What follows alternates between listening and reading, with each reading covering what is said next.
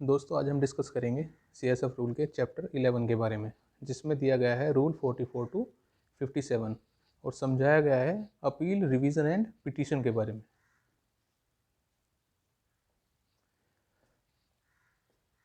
तो अगर रूल 44 की बात करें तो इसमें अपील के बारे में दिया गया है कि appeal against order of suspension, कि अगर किसी बंदे को, enrolled member of the force को सस्पेंड किया गया है तो वो उसके अगेंस्ट में अपील कर सकता है।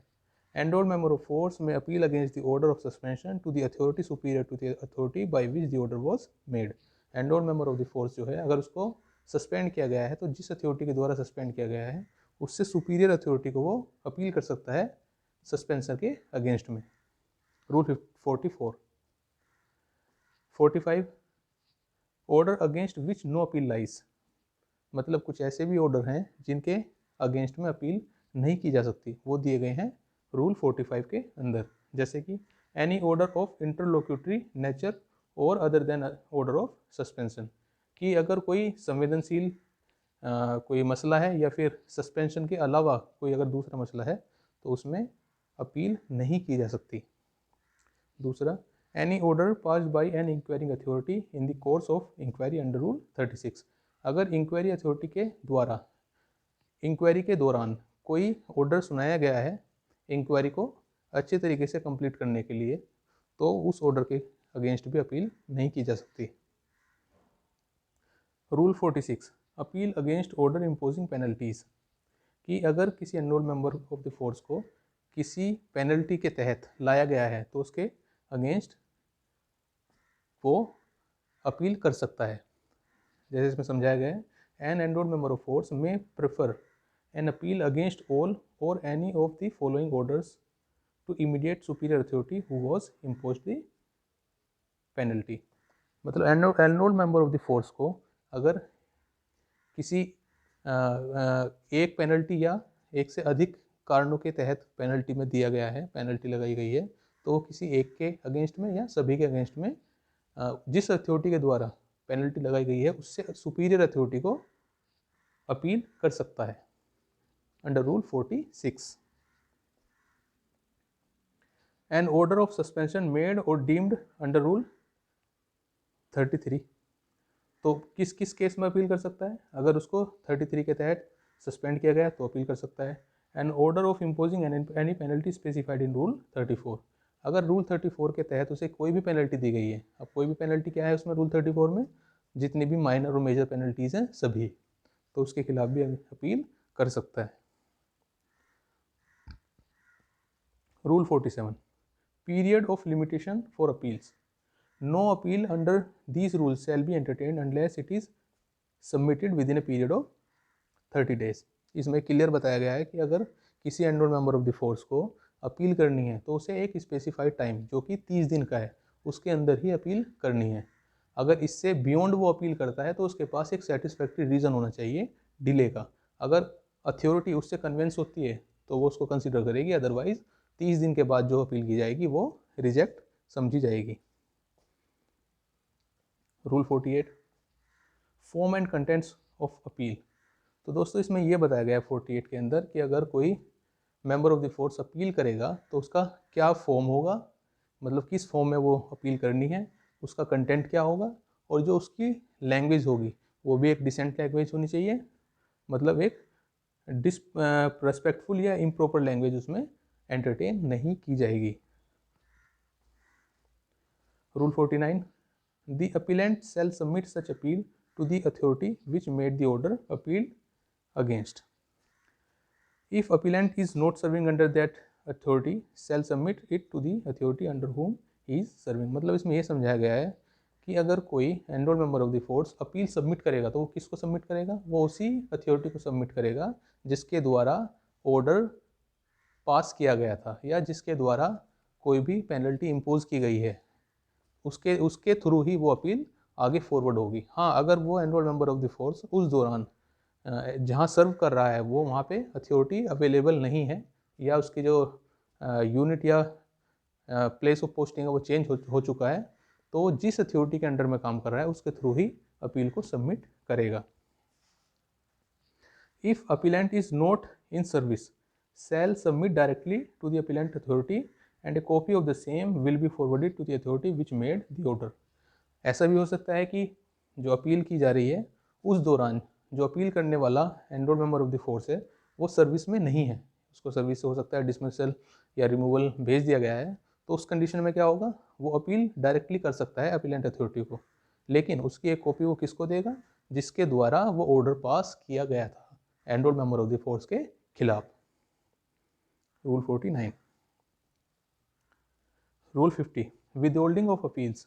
अच्छा, कुछ कंडीशन ऐसी भी हैं रूल 50 के अंदर बताया गया है कि जिसके तहत किसी enrolled member of the force की अपील को रोका भी जा सकता है। अब वो क्या क्या कंडीशन हो सकती हैं जिसमें अपील को रोका जा सकता है। It lies under rule 45 no appeal against such orders. मतलब अंडर रूल 45 ये बताया गया है कि कुछ कंडीशन ऐसी हैं जिसमें enrolled member of the force appeal नहीं कर सकता। तो अगर उसका केस उसमें पड़ रहा है, रूल 45 के तहत है, तो अपील नहीं कर सकता, लेकिन वो अपील कर रहा है, तो उस कंडीशन में अपील को रोक लिया जाएगा। If it is not conformity with the provision of rule 48। अच्छा, रूल 48 में क्या बताया था कि उसका क्या तरीका रहेगा, क्या उसका कंटेंट रहेगा, क्या उसकी लैंग्वेज रहेगी लिखने की। अपील अगर कर रहा है तो अगर उसके तहत नहीं है, एज पर रूल 48 अगर अपील सबमिट नहीं की है तो भी जो अथॉरिटी है वो अपील को विदहोल्ड कर सकती है। It is not submitted in specified time as mention in rule 47।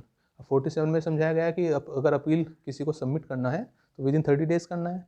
तो अगर वो विद इन 30 डेज़ नहीं करता, बियॉन्ड 30 डेज़ कर रहा है और उसके पास कोई सेटिस्फैक्ट्री रीज़न भी नहीं है डिले का, तो भी उस कंडीशन में अपील को रोका जा सकता है। It is repetition of any appeal already decided having no new facts. अगर कोई अपील रिसेंटली की थी और उसमें मतलब फैसला दिया जा चुका है, अथॉरिटी के द्वारा फैसला सुनाया जा चुका है, और वही अपील बिना किसी एडिड न्यू फैक्ट्स के, मतलब उसमें कोई नया फैक्ट ऐड भी नहीं किए, लेकिन वही दोबारा से फॉरवर्ड की जा रही है, तो उस कंडीशन में भी अपील को रोका जा सकता है। After compliance of the above the return appeal can be resubmitted within 30 days. अच्छा, रूल 50 के तहत अगर ऑब्जर्वेशन लगा करके किसी enrolled member of the force की अपील को विदहोल्ड किया जाता है और उसको रिटर्न किया जाता है, तो 30 दिन के अंदर उस अपील को दोबारा से भी सबमिट कर सकता है, जो ऑब्जर्वेशन लगाए हैं उनको कंप्लायंस करके, उनको ख़त्म करके। 51 transmission of appeal. The authority which made the order appealed against on receipt of such appeal forward the same together with relevant records to the appellant authority without any avoidable delay unless withheld under rule 50।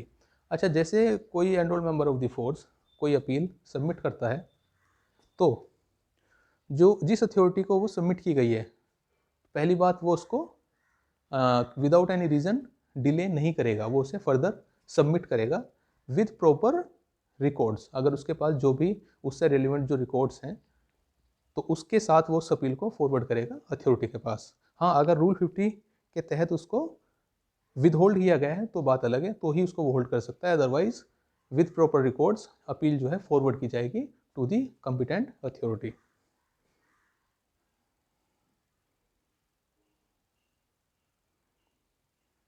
Rule 52 consideration of appeals. Rule 52 में consideration के बारे में बताया गया है। In case of suspension made under rule 33 confirm और revoke as per justification. 52 के तहत अगर in case of suspension appeal की गई है, सस्पेंशन के खिलाफ अपील की गई है, तो जो अथॉरिटी है वो उसको कन्फर्म भी कर सकती है और रिवोक यानी कि उसको हटा भी सकती है रूल 52 में। In case of appeal against imposing any penalty specified in rule 34 confirm, enhance, reduce or set aside. हाँ, अगर रूल 34 के तहत यानी कि जो मेजर और माइनर पेनल्टीज़ हैं उनके तहत अगर अपील की गई है, तो जो अथॉरिटी है वो उसको कन्फर्म भी कर सकती है कि नहीं, जो पेनल्टी लगी है वो सही है, उसको एनहेंस भी कर सकती है यानी कि जो पेनल्टी कम है उसको बढ़ा भी सकती है, और रिड्यूस यानी कि कम भी कर सकती है, या सेट असाइड उसको हटा भी सकती है। If enhancing any penalty specified under rule 34 6 to 10 to 1 to 5 minor to major an inquiry is required. हाँ, अगर पेनल्टी को बढ़ाया जाता है, सपोज किसी enrol member of the force को डील किया गया है माइनर पेनल्टीज़ में। 34 के 6 to 10 जो पेनल्टीज़ दी गई हैं उसमें डील किया गया है, और जो अथॉरिटी है जिसको अपील की गई है उसको लगता है कि नहीं इसको बढ़ाना है तो वो उसको एनहेंस भी कर सकती है। लेकिन अगर वो किसी को माइनर से मेजर पेनल्टीज में लाएगी तो उसको अंडर रूल 36 जो प्रोविज़न है उसको भी फॉलो करना पड़ेगा, यानी कि उसके हिसाब से जो इंक्वायरी वगैरह है वो कंडक्ट करनी होगी before imposing any major penalty. Rule 53 implementation of orders in appeal. अच्छा, जैसे ही enrol member of the force ने अपील की और वो अथॉरिटी के पास गई, उसने अपना फैसला सुनाया, तो जो अपील है वो वापस उसी यूनिट में या उसी प्लेस ऑफ पोस्टिंग पे जाएगी जहाँ से अपील की गई थी। तो जो उसमें ऑर्डर दिया गया है, वो जो अपील है उसमें उसको कंसीडर किया गया है या उसको सेट असाइड कर दिया गया है, पनिशमेंट को हटाया गया है या कम किया गया है, ज़्यादा किया गया है, जो भी है, तो जो ऑर्डर उसमें दिया गया है वो इम्प्लीमेंट कराई जाएगी वहाँ की अथॉरिटी के द्वारा अंडर रूल 53। Rule 54 revision. अच्छा दोस्तों, 54 में रिवीजन के बारे में बताया गया है। इसमें यह समझाया गया है कि जिस अथॉरिटी के द्वारा पेनल्टी लगाई गई है उससे सुपीरियर अथॉरिटी अपनी खुद की डिस्क्रिप्शन से उस केस को दोबारा से रीओपन कर सकती है। अब उस केस को रीओपन करेगी तो उसमें वो इसको एग्जामिन करेगी कि जो ये पेनल्टी लगाई गई है एज़ पर प्रोसीजर लगाई गई है कि नहीं लगाई गई है, और जो पेनल्टी इम्पोज की गई है क्या वो जस्टिफाई करती है कि नहीं। कि मतलब जो क्राइम है, जो एक्टिविटी है, इनडिसिप्लिन एक्टिविटी जो की गई है उसके तहत ये सूटेबल पनिशमेंट है कि नहीं, तो उसको वो कम ज़्यादा या प्रोसीजर को चेक कर सकती है अंडर रूल 54।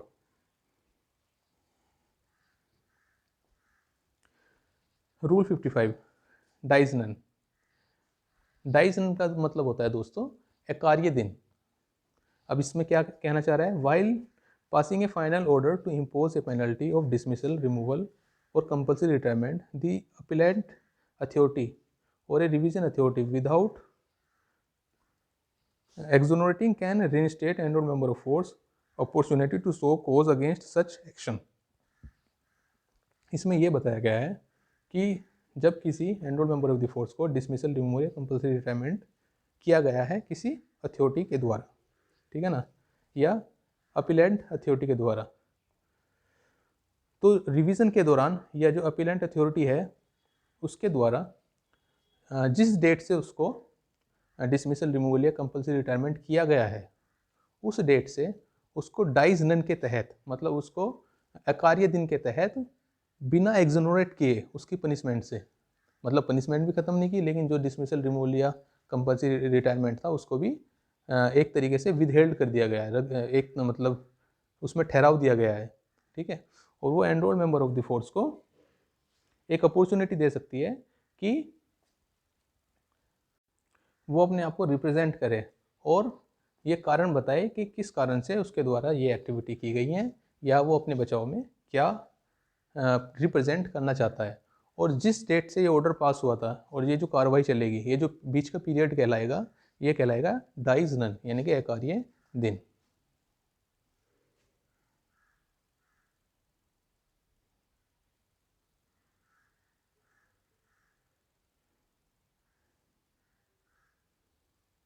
इसके बाद rule 56 An enrolled member of force can submit a petition in respect of any matter connected with his official position in which his personal interests are involved। तो rule 56 के अंदर petition के बारे में बताया गया है कि अगर किसी enrolled member of the force का कुछ खुद का पर्सनल इंटरेस्ट है जो कि उसके हित में नहीं जा रहा है तो उसके लिए वो एक पिटीशन भी दायर कर सकता है। लेकिन पिटीशन जो दायर करेगा वो इंडिविजुअल के बिहाफ पे होगी, ना कि किसी ग्रुप में। Petition solely relating to his individual case, और उसके खुद के इंडिविजुअल के केस से रिलेटेड ही वो होनी चाहिए।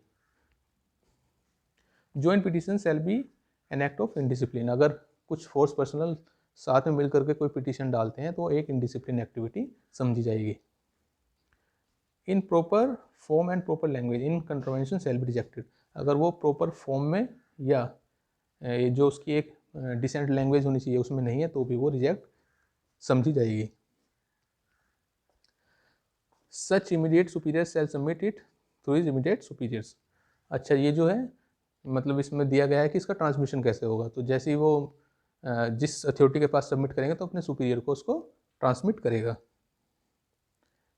In any subsequent petition, the petitioner shall also attach a copy of the order on his previous petition as communicated to him. अगर कोई subsequent petition डाली गई है, मतलब कोई petition recently डाली गई थी, उस पर फैसला सुनाया जा चुका है और वो दोबारा से उसे सबमिट करता है, तो जो पिछली पिटीशन में फैसला सुनाया गया था वो भी उसको साथ में अटैच कर कर सबमिट करना होगा। 57 अदर मेथड्स फॉरबिडन।